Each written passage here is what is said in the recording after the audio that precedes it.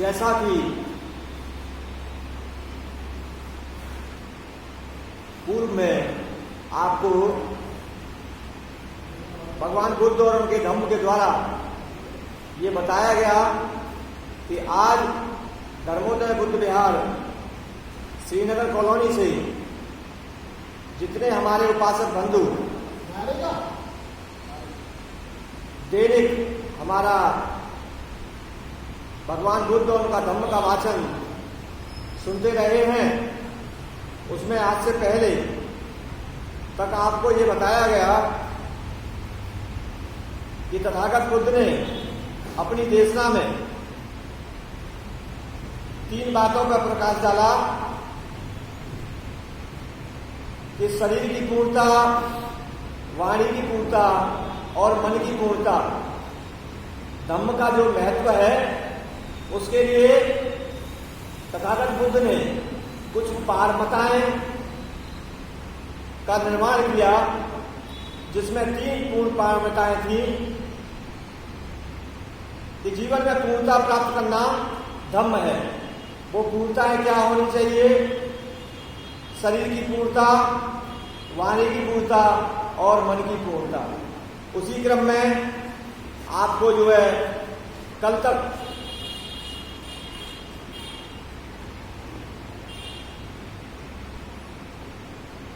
धर्माचार्य राणा जी द्वारा आपको बताया गया कि निर्माण में रहना ही धम्म है, जीवन में पूर्णता का प्राप्त करना ही धम्म है और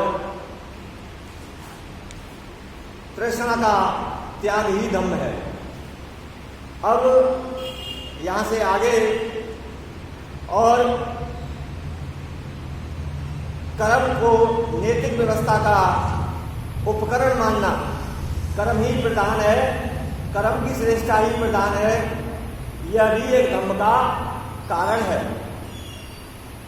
और उस कर्म के सिद्धांत को आगे बढ़ाते हुए आज हम आपके सामने आगे तथागत बुद्ध की वाणी को बता रहे हैं कि बुद्ध ने कहा कि केवल बुद्ध ने केवल कर्म की बात करके ही संतोष नहीं कर लिया, उन्होंने कर्म नियम की भी बात कही, जो कर्म सिद्धांत का ही दूसरा नाम है।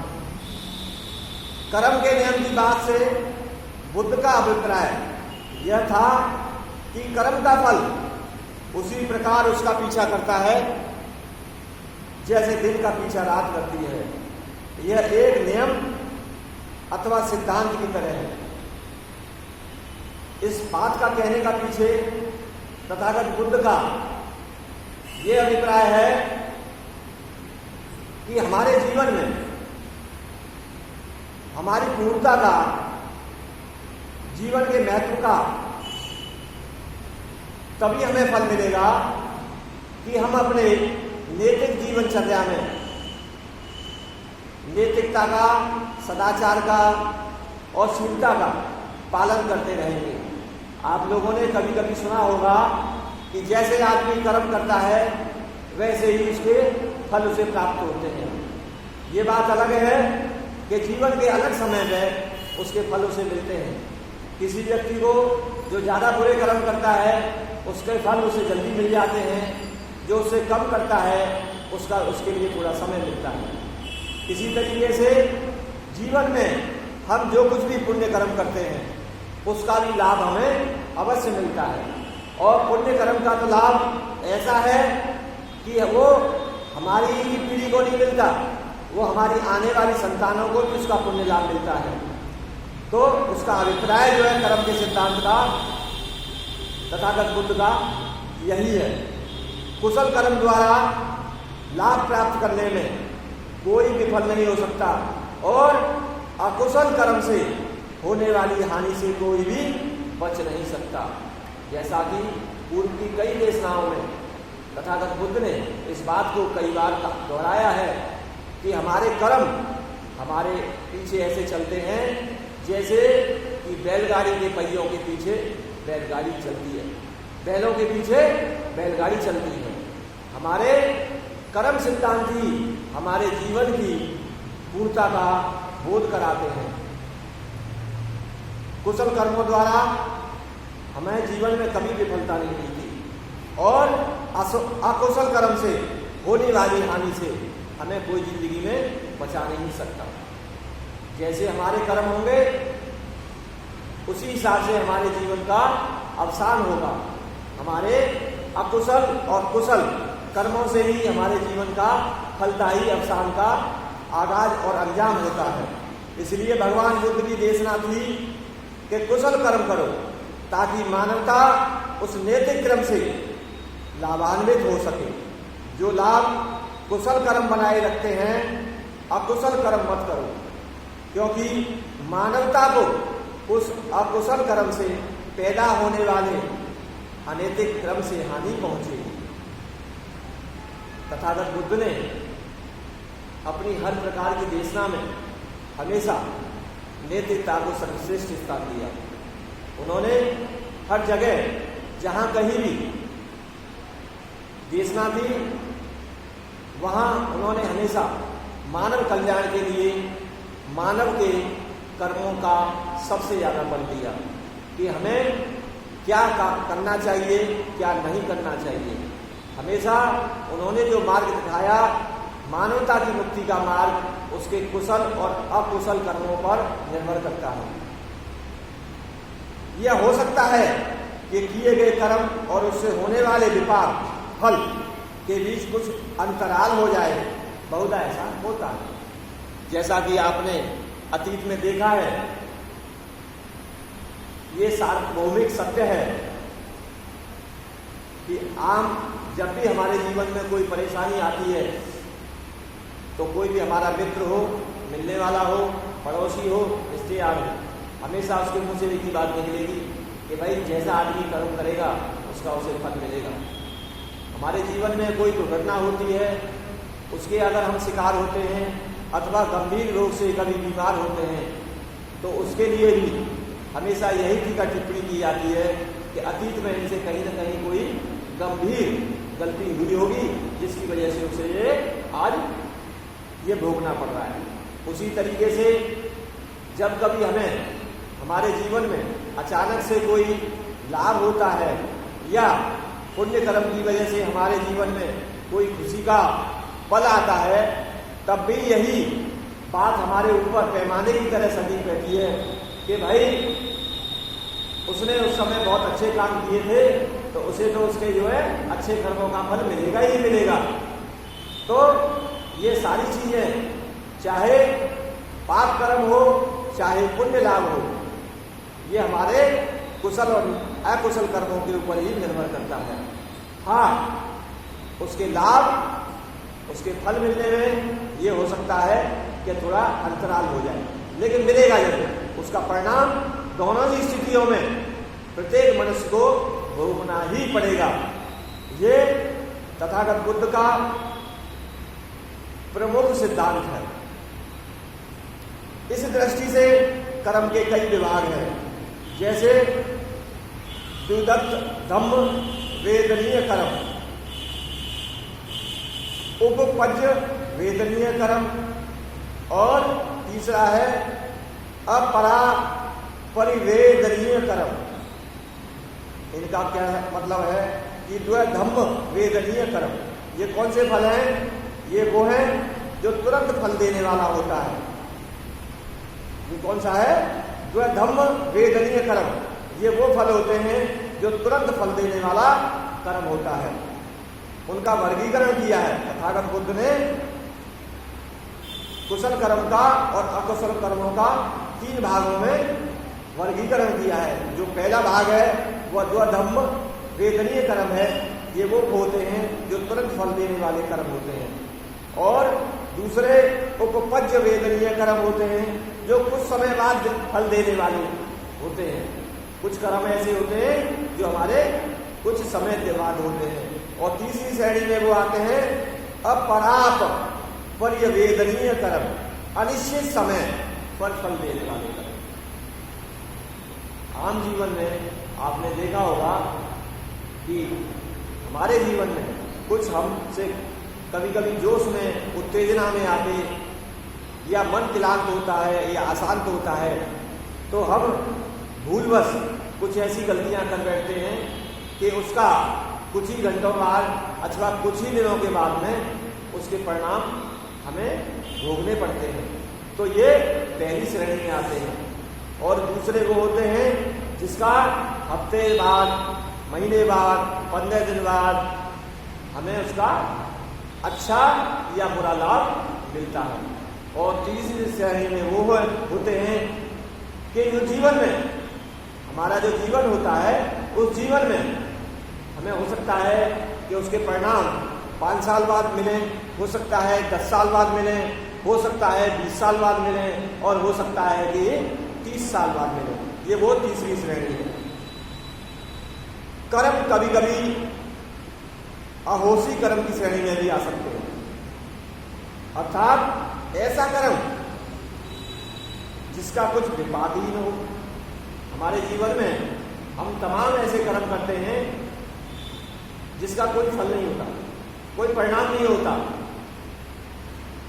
इस अहोती कर्म के अंतर्गत वे सब कर्म आते हैं जो या तो इतने दुर्बल होते हैं कि वो प्रभावी नहीं होते, अर्थात उनका कोई फल नहीं होता, अथवा जो अन्य सबल कर्म द्वारा उस समय प्रभावहीन कर दिए जाते हैं जब उनका फल होने वाला होता है। इस बात का मतलब क्या हुआ? इस बात का मतलब ये हुआ कि कभी कभी हमारे दैनिक जीवनचर्या में हम ऐसे कर्मों में लिप्त रहते हैं जिसका कि हमारे अच्छे या बुरे कर्म से कोई मतलब नहीं होता। जैसे कि समाज, राष्ट्र अथवा जाति और धर्म और व्यापार से संबंधित जिनसे हमारा कोई डायरेक्ट मतलब कि लेना देना नहीं है, जिनसे हम कोई खास प्रभावित नहीं होते, उन पे हम बेमतलब की चर्चाएं करते हैं, चुगली करते हैं और अपने कई घंटे उन पर चर्चा करके अपने जीवन का समय नष्ट कर देते हैं। तो उनसे हमारे जीवन में कभी लाभ नहीं होता, उनसे हमारी कोई बड़ी हानि भी नहीं होती। कभी कभी हानि भी हो जाती है। हम अपने किसी निकट पड़ोसी की अथवा निकट रिश्तेदार की चुगली वगैरह कर देते हैं या ताने मार देते हैं, तो कभी कभी उसका दुष्परिणाम हमको भोगना पड़ता है। लेकिन दूर रहने वाले ऐसे व्यक्तियों पर, जो कि सिस्टम के ऊपर हम जब टिप्पणी करते हैं या लोगों के व्यवहार के ऊपर टिप्पणी करते हैं या देश काल के परिस्थिति के ऊपर टिप्पणी करते हैं अथवा मौसम के ऊपर टिप्पणी करते हैं, कभी कभी कैसा आज बरसात हो रही है, अरे आज तो बहुत ठंडी हवा चल रही है, अरे आज तो बहुत गर्मी है। तो कहने का मतलब है ऐसी बेमतलब की बातों में जिसमें हमारा कोई सीधा संपर्क नहीं होता, न वो हमारे काबू में होती है, उस पर हम अपने घंटों खराब कर देते हैं। तो ऐसी चीजों पे बात करने से, टिप्पणी करने से, चर्चा करने से हमारे जीवन में हमें कोई लाभ नहीं मिलता, क्योंकि जलवायु, पर्यावरण, कुछ चीजें ऐसी हैं जिन पर हमारा कभी कोई काबू नहीं होता। लेकिन फिर भी हम अपने जीवन का अधिकांश समय इन चीजों पर चर्चा करने में व्यर्थ गंवा देते हैं। इन सब बातों के लिए थोड़ी गुंजाइश भी मान ली जाए तो भी भगवान बुद्ध की इस देशना के दावे को ये कम नहीं करते कि कर्म का नियम अटल है और लागू होकर ही रहता है। इन सब बातों के लिए थोड़ी गुंजाइश मान भी ली जाए तो भी भगवान बुद्ध की इस देशना के दावे को ये कम नहीं करते कि कर्म का नियम अटल है और लागू होकर ही रहेगा।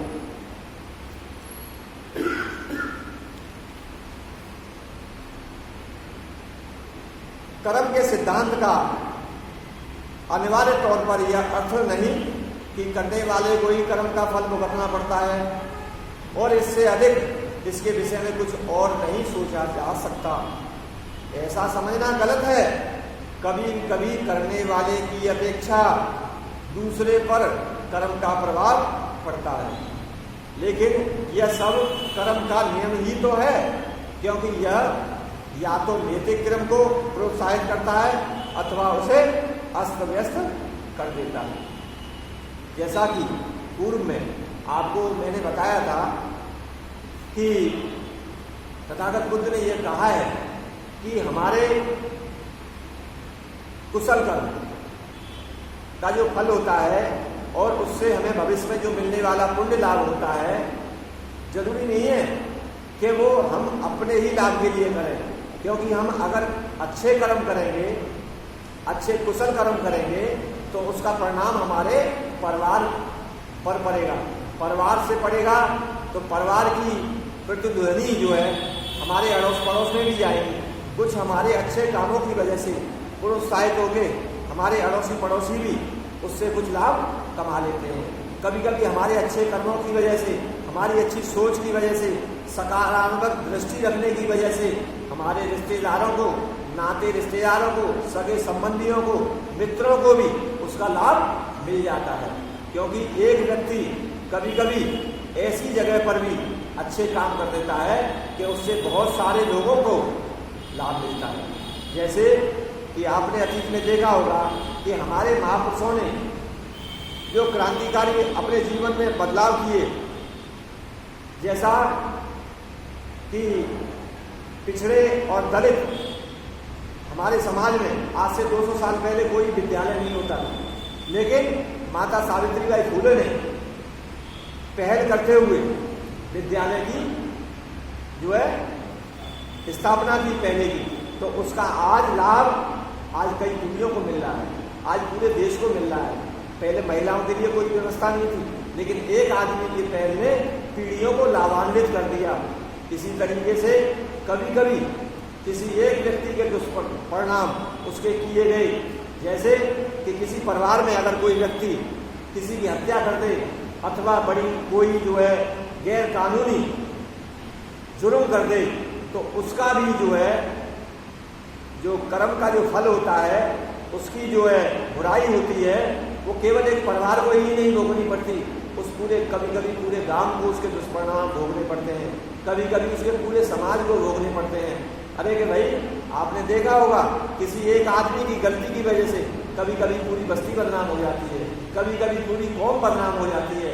ऐसे तमाम उदाहरण हैं। तो इस बात को कहने की वजह यही है कि कभी कभी हमारे नैतिक कर्मों का फल हमें ही नहीं उठाना पड़ता, उसके लिए दूसरे भी उसका लाभ उठाते हैं अथवा उसके जो है पाप कर्म का दोषी हो जाते हैं। व्यक्ति आते रहते हैं, व्यक्ति जाते रहते हैं, लेकिन विश्व का नैतिक क्रम बना रहता है और उसके साथ वह कर्म नियम भी जो इसे बनाए रखता है। इसके पीछे कहने का तात्पर्य यह है कि इंसान का जन्म हर काल में, हर परिस्थिति में, हर देश में विभिन्न समय पर होता रहा है। बड़े से बड़े विद्वान हर देश में पैदा हुए हैं, हर काल में पैदा हुए हैं, हर समय पैदा हुए हैं। वो आते रहते हैं, वो जाते रहते हैं। दुनिया अपनी उसी निरंतर गति से चलती रहती है। उसका सिद्धांत कभी डिगा नहीं है, सृष्टि का सिद्धांत कभी डिगा नहीं है। इस सृष्टि में, पूरे विश्व में कई विख्यात लोगों ने भी जन्म लिया है, तो कई कुख्यात लोगों ने भी जन्म लिया है, जिन्होंने की अपनी छाप पूरे समाज पर, पूरे देश पर, पूरे विश्व पर छोड़ी है। अगर इस विश्व में महान वैज्ञानिक दिए हैं, महान जो है डॉक्टर दिए हैं, महान साहित्यकार दिए हैं, महान लेखक दिए हैं, महान समाज सुधारक दिए हैं, तो इसी विश्व ने कई जो है आताताई राजाओं को, आताताई जो है आतंकवादियों को, आताताई लुटेरों को भी पैदा किया है, जिसके बारे में हम निरंतर इतिहास के द्वारा या साहित्य के द्वारा हम जानकारी रखते रहते हैं। यही कारण है कि बुद्ध के धर्म में नैतिकता को वही स्थान प्राप्त है जो अन्य धर्मों में ईश्वर को। बात कई तरह वही घूम के आ जाती है, जैसा कि पूर्व में कई बार इस बात को दोहराया गया इस महान ग्रंथ के द्वारा कि तथागत बुद्ध ने सर्वोपरि जो रखा है धम्म में, वो नैतिकता को रखा है। इंसान के, मानव के कर्म का सिद्धांत ही, कर्म का फल ही उन्होंने सर्वश्रेष्ठ रखा है। क्योंकि अन्य धर्मों में उसके जो है निर्माता की, उसके जो है पालनकर्ता की स्तुति गान ही होता है। जब तक हम ईश्वर की स्थिति में उसके लिए कोई गान, कोई पाठ, कोई प्रार्थना नहीं कर लेते हैं तो वो हमें उचित कर्म नहीं देता है, भले ही वो हो या न हो। लेकिन तथागत बुद्ध के धर्म में ऐसा नहीं है। उन्होंने सर्वश्रेष्ठ जो माना है वो नैतिकता को माना है, सदाचार को माना है, शीलाचार को माना है। अतः इस प्रश्न का कि विश्व का नैतिक क्रम कैसे बना रहता है, बुद्ध ने जो उत्तर दिया वह अत्यंत सरल और अकाट्य है। इतना होने पर भी इसका सही अर्थ पर्याप्त रूप से स्पष्ट नहीं होता। प्राय लगभग हमेशा ही या तो इसे गलत रूप से समझा जाता है या इसे गलत तौर पर व्यक्त किया जाता है, अथवा इसकी गलत व्याख्या की जाती है। बहुत लोग इस बात को समझते प्रतीत नहीं होते कि बुद्ध द्वारा बताया गया कर्म नियम का सिद्धांत इस प्रश्न का उत्तर है कि विश्व का नैतिक क्रम कैसे बना रहता है। इस बात का तात्पर्य यह है कि कभी कभी किसी विद्वान की कही बातों को जब कोई चतुर किस्म का, कुटिल किस्म का व्यक्ति उसका कभी कभी गलत अर्थ लगा के लोगों के सामने पेश करता है, गलत तरीके से जो है उसका उत्तर बताता है, तो कभी कभी साधारण व्यक्ति अपभ्रंश में पड़ जाता है, भ्रम में पड़ जाता है और उसे समझ में नहीं आता कि ये गलत है अथवा सही है।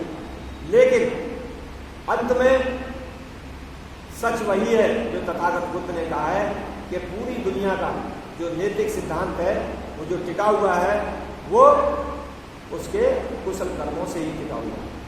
चाहे वो किसी भी देश का व्यक्ति हो, किसी भी कौम का व्यक्ति हो, किसी भी रंग रूप का व्यक्ति हो, किसी भी कद काठी का व्यक्ति हो, किसी भी भाषा को बोलने का वाला व्यक्ति हो, कैसा भी अन्न भोजन करने वाला व्यक्ति हो, किसी भी तरीके की जो है कपड़े पहनने वाला व्यक्ति हो और कैसी भी जलवायु में रहने वाला व्यक्ति हो, लेकिन तथागत बुद्ध का जो कर्म का सिद्धांत है मानव इंसान के लिए उस पूरे विश्व के लिए एक समान है।